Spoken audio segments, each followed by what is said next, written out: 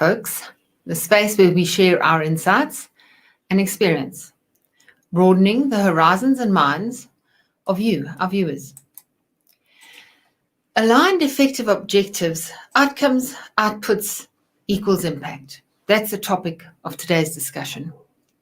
So let's just go through that again. Aligned effective objectives, outcomes, outputs equals impact. So objectives are important, but they're not the only thing that matters.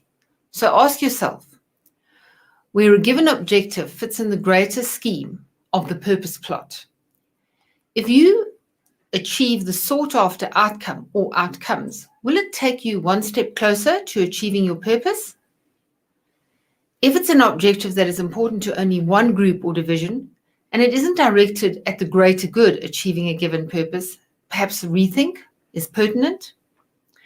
The fact that it's an objective for one person or one division may not make it mission critical. So how would you know if the objective is achieved? Do a 360 on what success looks like before you start. For all the parties involved, share the picture in your head with others. How will the successful implementation of this objective improve your situation and that of those involved and within your sphere of influence? This is the outcome or the sought after outcome. And this is one of the metrics you'll measure to know whether your objective has been achieved or not. In order to achieve the sought after outcome, you will need to perform certain activities that will shift the needle. These activities could be a change in process, structural alignment, capital alignment, brand alignment, or people alignment. But whatever they are considered, the outputs are what is required in order to shift the needle. So if the outcomes and outputs are achieved, the objective will be achieved, which will have an impact on the business. Whether it's cultural impact, operational impact, or strategic impact, an impact is nonetheless what you're looking for. This seems simplistic, but if it's a large organization with a multitude of moving parts, making sure that people remain in their swim lanes is not as easy as you may think.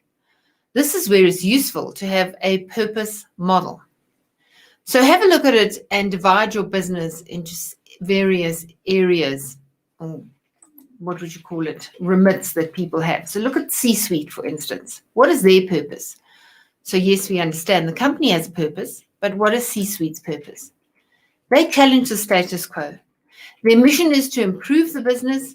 They ask what and why, and they set direction. Their gaze is on the horizon. They have a vision and want to innovate. They create the sense of mission that everybody aspires to.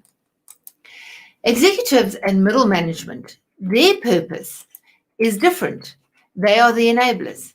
They are given a mandate from C-suite. They have a functional remit, and their purpose is to find ways and means to enable their people within the financial and operational frameworks of the organization.